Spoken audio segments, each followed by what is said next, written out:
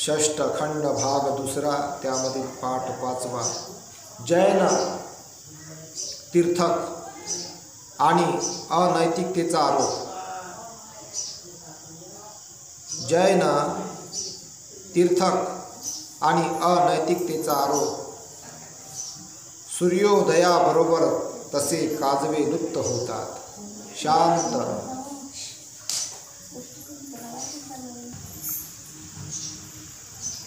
सूर्योदयाबरोबर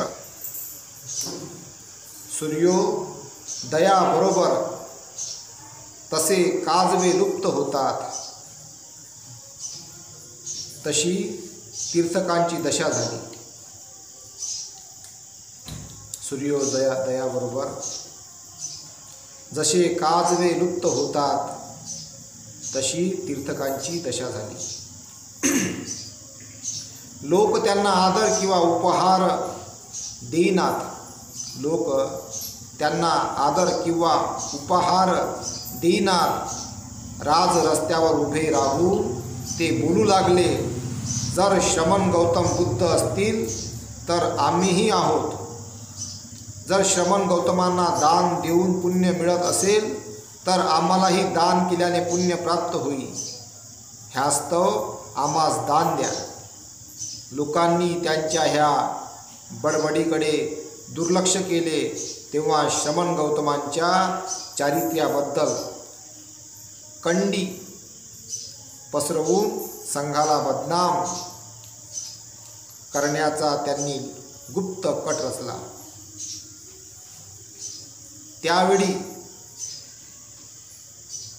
त्यावेळी श्रावस्तीमध्ये चिंचा नावाची एक ब्राह्मणी योगिनी राहत असे. तिचा देह आणि रूप आकर्षक होते. आपल्या अंग विक्षेपांनी ती वासनोत्तेजक प्रभाव निर्माण करू शके. तीर्थकांपैकी एका कुटील तीर्थकाने सुचवले की चिंचाच्या सहाय्याने गौतमाबद्दल कंडी उठवून त्याला बदनाम करणे सुलभ होईल. बाकीच्या तीर्थकांनी ह्या सूचनेस संमती दर्शवली. बघा, बाकीच्या तीर्थकांनी ह्या सूचनेस संमती दर्शवली. जसं जसं आपलं वाचन येते तसे तसे प्रसंग घडतात आपल्यासोबत. म्हणजे आपण योग्य दिशेने जातो आहे का नाही, तर हे समजून घ्या.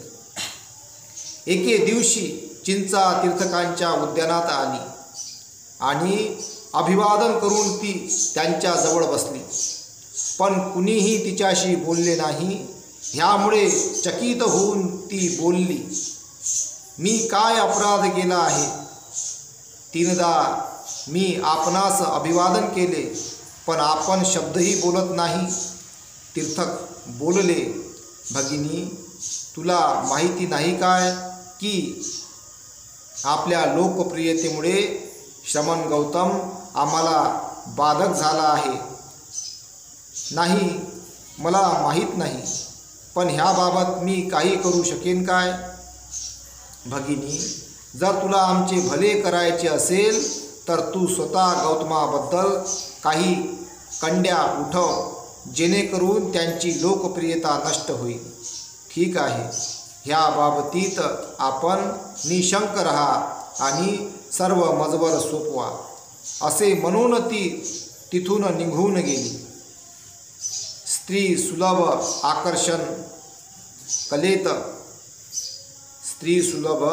आकर्षण कलेत आणि नैसर्गिक सौंदर्य विशेषात चिंचा कुशल होती. श्रावस्तीचे नागरिक जेतवनाहून प्रवचन ऐकून परत येत त्यावेळी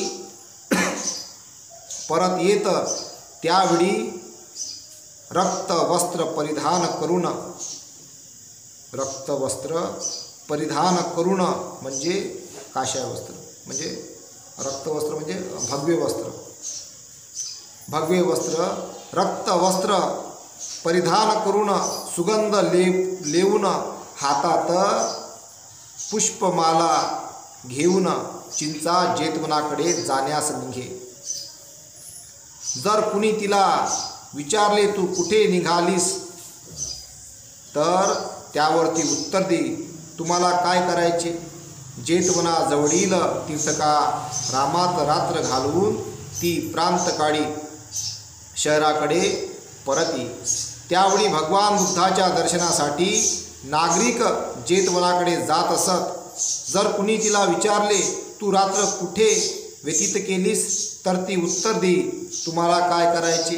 मी जेतवनात श्रमण गौतमांच्या गंधकुटीत त्यांच्या बरोबर रात्र घालवली. काही लोकांच्या मनात ह्या तिच्या उत्तरामुळे संदेह निर्माण होई. 4 महिन्यानंतर आपल्या पोटावर जुनी चिरगुटे गुंडाळून त्याचा आकार वाढवून तिने सांगायला सुरुवात केली की श्रमण गौतमापासून आपल्याला गर्भप्राप्ती झाली आहे. काही लोकांनी तिच्या ह्या शब्दांवर विश्वास ठेवला. 9व्या महिन्यात तिने एक लाकडाची फडी आपल्या पोटावर बांधली आणि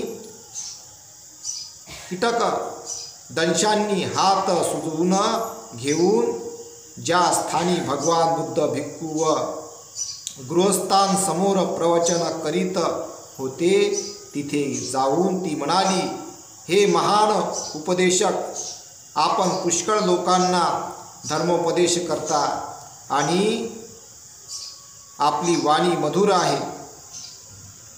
धर्मोपदेश करता आपली वाणी मधुर आहे आणि आपले ओठ फार नाजूक आहेत. आपल्याशी संबंध येऊन मी गर्भवती झाले आहे आणि माझा प्रसूती समय समीप आला आहे. आपण माझ्या प्रसूतीची काहीच व्यवस्था केलेली नाही. तसेच अडीअडचणीसाठी औषध पाण्याचीही काहीच सोय केलेली दिसत नाही. जर स्वतः तुम्हाला ही व्यवस्था करणे शक्य नसेल, तर आपल्या शिष्यांपैकी कोशल देशाचा राजा अनाथपिंडक किंवा विशाखा अशा कोणाला तरी ती करण्यास का सांगत नाही. कुमारिकांना वश कसे करावे हे आपणास माहीत आहे, पण त्यापायी होणाऱ्या अर्भकाचा परिपाल कसा करावा हे मात्र आपणास माहीत नाही. उपस्थित श्रोतृवर्ग तटस्थ झाला होता.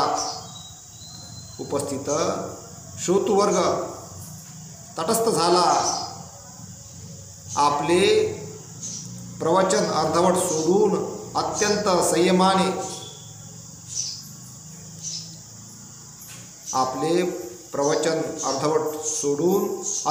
संयमाने गंभीर स्वरात भगवान बुद्ध बोलले, हे भगिनी, तू जे काही आता सांगितलेस त्याची सत्यता फक्त आपणा दोघासच माहीत आहे. का म्हटलं असं नसं, सत्यता मला दोघासच माहीत आहे. एक तर समजायला माहीत असते, एक तर त्याला माहीत असते. जर कोणावर हे केलं तर आहे का नाही, आरोप घेतला तर एक त्याला माहीत असते मी बा खरा व खोटा. एक ज्याला आरोप घाल त्याला माहीत असते. दोघांनाच माहीत राहते. फक्त मेन सत्यता फक्त आपणा दोघासच माहीत आहे. चिंचा जोराने खोकत म्हणाली, होय गुरुवर्य, असली गोष्ट फक्त आपणा उभयतासच माहीत असणे संभाव्य आहे. तिच्या खोकल्यामुळे पोटावर बांधलेल्या फळीच्या दोराची गाठ सैल होऊन ती फळी सरकून तिच्या पायाशी पडली. खोकला आला ना, मार्स ना, खोकला आलं ना का ते पोटकाने हालते. खोकलून पा डोळ्यानं, आहे का नाही? हां, खोकला आला का पोटावर बांधलेल्या तिच्या खोकल्यामुळे पोटावर बांधलेल्या फळीच्या दोराची गाठ सैल होऊन ती फळी सरकून तिच्या पायाशी पडली. चिंचा ह्यामुळे अस्वस्थ झाली. चिंचा ह्यामुळे अस्वस्थ झाली. लोकांनी तिला काड्यांनी आणि दगडांनी मारून तिथून हाकलून दिले. म्हणजे भगवंतांना अगोदर सांगितलं होतं, जसे करा तसे भरा. भगवंताने काहीच नाही केलं. भगवंत फक्त काही मंगल कामना करतात सगळ्याबद्दल, सर्वांचं मंगल होतं. भगवंत म्हणतात तुमच्या फळाचे, तुमचे जे कर्म आहे त्याचे फळ तुम्ही चाकाल. आता ते फळ कोणतं होय ते त्याच्यावर अवलंबून आहे. ते कर्म चांगलं फळ आहे का वाईट आहे, म्हणजे कर्म कसे आहे बा. चांगले कर्म असेल तर चांगलं फळ भेटते, आणि वाईट कर्म असेल तर वाईट फळ भेटते. हे सत्य आहे, याला कुणी बदलू शकत नाही. आणि म्हणून कानी जे सत्य भगवंतांनी सांगितलेलं आहे ते सर्वांना समान लागू आहे. असं नाही का मी बोलतो मला लागू नाही आहे, किंवा अधिक कोणता महान मोठ्या पदावर बसला त्याला लागू नाही आहे. सर्वांनाच लागू आहे. हे फक्त आपल्याकडे हे मला भगवंताच्या कृपेनं मला हे संधी मिळाली वाचनाची या अवस्थेमधून, तर मी वाचतो, सांगतो. याचं या वाचनामुळे सर्वांचं कल्याण होवा, मंगल हो, अशी आपण मंगल कामना करतो. बघा भगवंताच्या वाणीमध्ये जे आज पुस्तकाच्या रूपामध्ये डॉक्टर बाबासाहेब आंबेडकरांनी हा ग्रंथ तयार केलेला आहे. ही वाणी कालही ताकदवर होती, आजही आहे आणि उद्याही राहणार. बघा जे प्रसंग त्या काळात घडले होते तशाच प्रकारचे प्रसंग आजही घडतात, आहे का नाही? म्हणजे बघा काय अवस्था आहे. म्हणजे आपण योग्य दिशेने जात आहोत हे यावरून सिद्ध होते.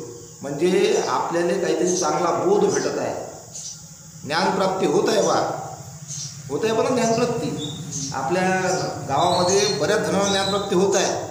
भलेही भगवंता एवढी नाही होईल, पण भगवंताची सावली तरी भेटणार आहे कुठल्या ना कुठल्या प्रमाणात. प्रत्येकाला जो या मार्गी आहे, सर्वांना जो या मार्गी आहे त्यांना सगळ्यांना काही धम्माची सावलीचा थोडासा भाग जरी भेटला, कण जरी मिळाला तरी ते लय मोठं आहे, ते उत्तम मंगल आहे. त्यानंतर देवदत्त, चुलत भाऊ आणि शत्रू. देवदत्त हा भगवान बुद्धाचा चुलत भाऊ होता, पण प्रथमपासूनच तो भगवान बुद्धांचा द्वेष करीत असे आणि त्याला त्यांच्याबद्दल तीव्र घृणा वाटत असे. आता चुलत भाऊ ते शत्रू कसं वाटते ऐकायला? असंच नाही, हे सख्खे भाऊ सुद्धा शत्रू असू शकतात. बरं असू शकतात, त्याचे कारण असतात वेगवेगळे. संपत्ती असते, मेन कारण हेच राहते, लोभ. म्हणजे बा याला जास्त याला वाटणी द्यायला लागलं आहे काय, हे असू शकते. मग विविध प्रकारचे कारणं असतात त्यामध्ये अधिक.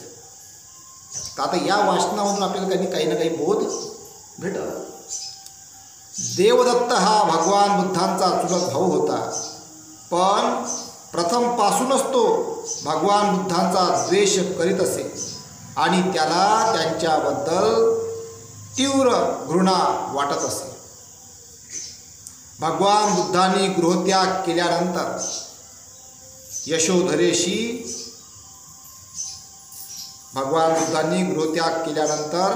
यशोधरेशी लगट करण्याचा त्याने प्रयत्न केला.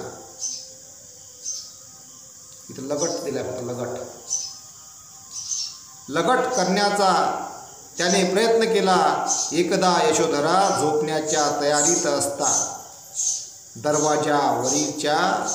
दरवाजावरच्या सेवकांना चुकवून भिक्खूंच्या वेशाने तिच्या शयनागारात त्याने प्रवेश केला. यशोधरेने विचारले, श्रमणा, तुला काय हवे आहे? माझ्या स्वामीकडून माझ्यासाठी काही निरोप आणला आहेस काय? तुझा स्वामी, त्याला काय तुझी पर्वा? तुला ह्या सुखनिवासात निर्दयपणे एकटी टाकून तो निघून गेला. पण पुष्कळ लोकांच्या कल्याणासाठीच त्याने हे केले. यशोधरेने उत्तर दिले, पुष्कळ लोकांच्या कल्याणासाठीच त्यांनी हे केले. यशोधरेने उत्तर दिले, ते काहीही असो, पण त्याच्या निर्दयतेचा सूड तू आता घे. श्रमणा, गप्प बस. तुझी वाणी आणि विचार दुर्गंधीने भरलेले आहेत. यशोधरे, तू मला ओळखले नाहीस. तू मला ओळखले नाहीस. मी तुझा प्रियकर देवदत्त. देवदत्त, तू फसवा आणि दुष्ट आहेस हे मला माहीत होते. तू कधी श्रमण झालास तरी वाईटच होशील असे तू कधी श्रमण झालास तरी वाईटच होशील असे मला वाटत होते. पण तू इतका अधर्म वृत्तीचा असशील, तू इतका अधर्म वृत्तीचा असशील असा मात्र संशय आला नव्हता. असा मात्र संशय आला नव्हता. देवदत्ताची गोष्ट मी नंतर हे झाल्यावर सांगेन. ते कसं देवदत्त इथं बी आहे बघ, पण कशा रूपात आहे? तो अदृश्य आहे. समजलं काय? मार्सेला आहे तो. तो पहिलेपासूनच आहे. तेव्हा बी होता, आजही आहे, उद्याही राहणार. अदृश्य आहे तो. तो त्रास देऊ राहिला आहे का नाही? त्याची दृष्टी चांगली नाही. पण तू इतका अधर्म वृत्तीचा असशील असा मात्र संशय आला नव्हता. यशोधरे, यशोधरे, माझे तुझ्यावर प्रेम आहे. देवदत्ताने विनवणी केली आणि तुझा पती तुझा तिरस्कार करतो. तो तुझ्याशी दुष्टपणे वागला आहे. माझ्यावर प्रेम कर आणि त्याच्या दुष्टतेचा सूड घे. यशोधरेच्या फिकट आणि कृश चेहऱ्यावर रक्तिम्याची छटा आली. तिच्या गालावर अश्रू ओघळू लागले. देवदत्त, तूच माझ्याशी दुष्टपणाने वागत आहेस. तुझे प्रेम जरी निस्सीम असले तरी तो माझा अपमान ठरला असता. मी तुझ्यावर प्रेम करतो असे सांगतानाही तू खोटे बोलतो आहेस. जेव्हा मी तरुण आणि सुंदर होते तेव्हा तू माझ्याकडे ढुंकूनही पाहिले नाहीस. आता मी वयस्क शोकमग्न झाले आहे आणि अशा रात्रीच्या अनुचित समयी तू विश्वासघातकी आणि अपराधी प्रेमाची घोषणा करण्यास आला आहेस. तू दुष्ट भ्याड पुरुष आहेस. आणि ती ओरडली, देवदत्त, चालता हो इथून. आणि देवदत्त तिथून निघून गेला. ती ओरडली, देवदत्त, चालता हो इथून. आणि देवदत्त तिथून निघून गेला. आपल्याला संघ प्रमुख न करता सारीपुत्त आणि मोग्गलायनांना ते स्थान दिले. आपल्याला संघ प्रमुख न करता सारीपुत्त आणि मोग्गलायनांना ते स्थान दिले. ह्याबद्दल देवदत्ताचा भगवान बुद्धांवर रोष होता. एवढी मोठी संपत्ती त्याकडून दिली. आता तिकडं आले, तिकडे विचारायला ते अजून तिकडेही रागण्याची वेळ झाली का बा मले कोणते बनवलं बा. सारीपुत्ताले बनवलं संघप्रमुख आणि मोगलांना बनवलं. म्हणून त्याच्या मनामध्ये रोष होता. देवदत्ताने भगवान बुद्धांवर 3दा प्राणघाताचे प्रयत्न केले, पण तो एकदाही यशस्वी झाला नाही. एकदा भगवान बुद्ध गुरुदकुट पर्वताच्या पायथ्याशी सावलीत एरझारा करीत होते. देवदत्त वर चढला आणि तथागतांचे प्राणकरण करण्याच्या हेतूने त्याने एक मोठा दगड खाली लोटून दिला, पण तो एका खडकावर आदळला आणि तिथल्या तिथे गाडला गेला. फक्त त्याचा एक लहान तुकडा तथागतांच्या पायावर येऊन आदळला आणि त्यामुळे थोडे रक्त आले. भगवंताच्या पायाला एक तुकडा निघाला आणि त्यांना लागला तर तो ते रक्त आले. त्याचा परिणाम मग देवताला भोगा लागला ना. तसं ते निसर्गाचं ते चक्र घडलं तसं का ते मग आता तुझी अति झाली बा, आता तू थांब, असं ते आपल्याला लक्षात येते. त्याने दुसऱ्यांदा भगवान बुद्धाचे प्राणहरण करण्याचा प्रयत्न केला. ह्यावेळी देवदत्त राजकुमार अजातशत्रूकडे गेला आणि म्हणाला, मला थोडे लोक दे. आणि अजातशत्रूने आपल्या लोकांना आज्ञा केली, देवदत्त तुम्हाला सांगेल तसे करा. म्हणजे त्याच्या अकुशल कर्मकांनी भरून राहिलं हळूहळू. देवदत्त तुम्हाला सांगेल तसे करा. मग देवदत्ताने एकास आज्ञा केली, जा मित्रा, श्रमण गौतम अमुक जागी आहेत, त्यांची हत्या करा. आणि तो मनुष्य परत आला आणि त्याला म्हणाला, मी तथागतांचे प्राणहरण करण्यास असमर्थ आहे. त्याने तथागतांचे प्राणहरण करण्याचा 3रा प्रयत्न केला. ह्या समयी राजगृहात नलगिरी नावाचा एक क्रूर नरघातक हत्ती होता. देवदत्त ह्या समयी राजगृहात, इथं नलगिरी आहे, नालागिरी असते, नालागिरी नावाचा एक क्रूर नरघातक हत्ती होता. देवदत्त राजगृहातील हत्तीच्या तबेल्यात गेला आणि रक्षकांना म्हणाला, मी राजाचा नातेवाईक आहे आणि मी कुठल्याही नीच पदस्थ व्यक्तीला उच्च पदी चढवू शकतो. ती त्याचा शिधा किंवा पगार वाढवू शकतो.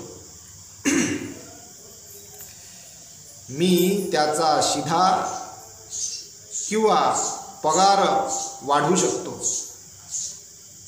शिधा म्हणजे धनधान्य.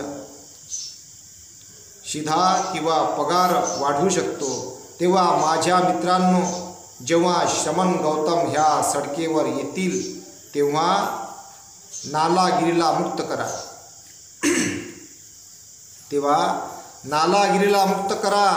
आणि सडकेवर जाऊ द्या. देवदत्ताने भगवान बुद्धांना मारण्यासाठी धनुर्धरांची नियुक्ती केली होती. त्याने पिसाळलेल्या नालागिरी हत्तीला त्यांच्या मार्गात मोकळे सोडले होते, पण तो यशस्वी झाला नाही. जेव्हा हे प्रयत्न उघडकीस आले तेव्हा देवदत्ताला प्राप्त झालेल्या सर्व सार्वजनिक नेमणुका रद्द झाल्या आणि नंतर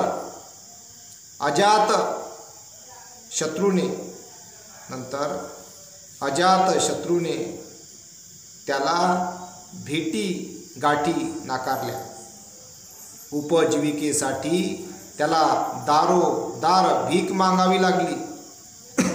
आता राजाला असं वाटलं बा याचं आता हे प्रकरण उघडकीस आलं, नाही नाव राज्यामध्ये बदनाम होईल, म्हणून राजानं काय केलं, सगळं वापस घेऊन टाकलं.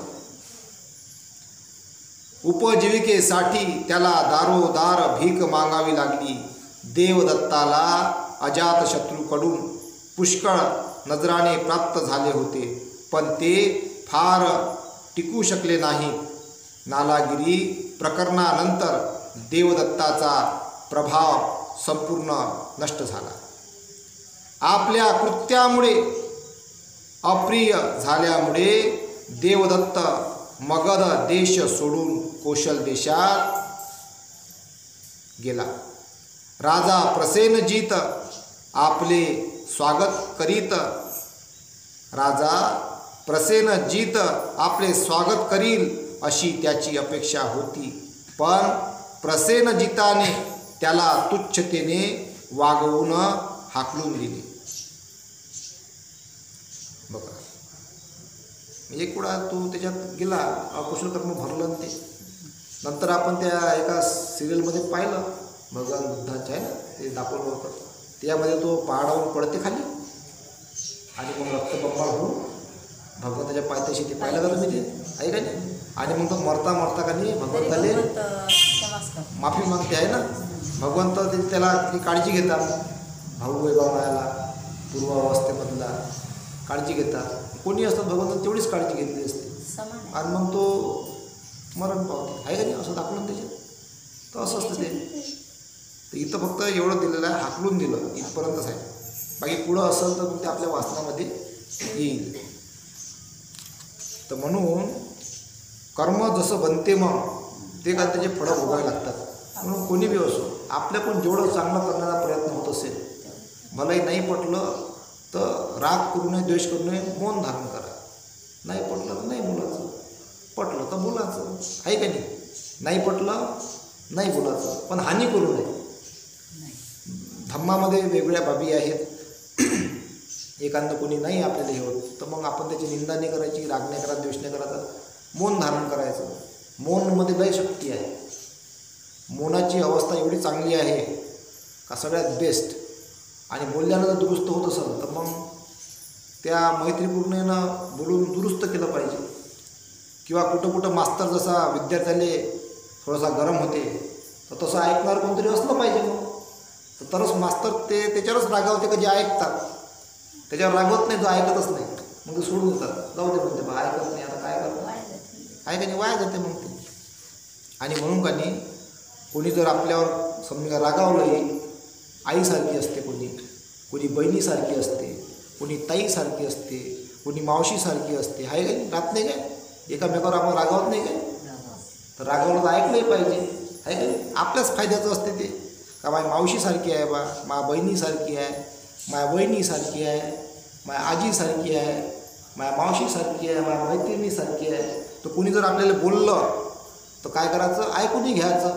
का नेमकं कशासाठी बोललं बा आपल्याला, चांगल्यासाठी बोललं का वागण्यासाठी बोललं. तर वागण्यासाठी तर कोणी बोलत नाही सहजासहजी, चांगल्यासाठी बोलते. का दुरुस्त झालं पाहिजे बा, आपण चांगलं झालं पाहिजे, आपल्यासोबत आपलं मंगल झालं पाहिजे, आपल्या सगळ्या समस्या सुटल्या पाहिजे बा, आपली तब्येत चांगली झाली पाहिजे, यासाठी सगळं काही ना काही चांगलं सांगतात. ते घेतलं पाहिजे आपण. आता मला बी सांगतात बरं, असं नाही का मला नाही सांगत, मी फक्त वाचन करतो झालं, मला बी सांगतात तर मी चांगलं काही ना काही घेतो. मी कोणाहीपासून घेतो, मी मुंगीपासून घेतो, आहे पण आपल्या पुस्तकामध्ये धम्माच्या, का प्रत्येकाहून काही ना काही घ्या म्हणते बा. आता मिलिंद प्रश्न पाहिजे तुम्ही वाचून, त्यामध्ये आहे नाही काय, हा गुणधर्म घ्या म्हणते काही ना काही, बोध त्याच्यापासून. तर मुंगीपासूनही घेण्यासारखं आहे काही ना काही, माकोड्यापासूनही घेण्यासारखं आहे, एखाद्या पक्षापासूनही काही ना काही घेण्यासारखं आहे. सगळ्यापासून काही ना काही गुणधर्म चांगला घेण्यासारखा आहे. तो जो फायद्याचा आहे तो घेतला पाहिजे आपण. त्यापासून काय होते, आपलं मंगल होते, कल्याण होते. आणि त्यापासून सगळ्या हान्या, जे दुःख आहे ते सगळं नष्ट होऊन जाते, सगळं आपोआप सगळं चांगलं होते, सगळं चांगलं होते. आणि हे जर समजून घेतलं आणि व्यवस्थित जर त्याच्यावर प्रवास केला आपण तर काही कुठल्याही प्रकारची हानी होत नाही, कुठल्याही प्रकारचं नुकसान होत नाही, सगळं व्यवस्थित होऊन जाते, सगळं चांगलं होऊन जाते, मंगल होते, कल्याण होते. शांत राहा. शांततामध्ये फार आनंद आहे.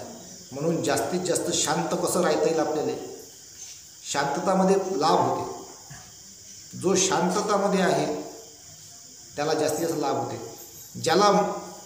ज्याची अवस्था अशी जर असन का आपल्याला बा जर काहीतरी कलह निर्माण झाला बा तर दुःख होते, अशांत वाटते, त्यांना आपली हानी होऊ राहिली बा, त्या व्यक्तीनं सर्वात जास्त शांत राहायला पाहिजे. प्रत्येकाची हे असते बघा, अलग अलग थेरपी असते. ज्याला जर आपल्याला बा कलहामुळे दुःख निर्माण होत असेल तर त्या व्यक्तीनं सर्वात जास्त शांत राहायला पाहिजे. जास्तीत जास्त मैत्री कशी उत्पन्न होईल याच्यावर सर्वात जास्त भर दिला पाहिजे. आणि हे जर केलं तर उत्तम मंगल आहे, सगळं उत्तम मंगल आहे. आणि ते आपण कराल असा मी गृहीत धरतो आणि इथेच थांबतो. साधू साधू साधू.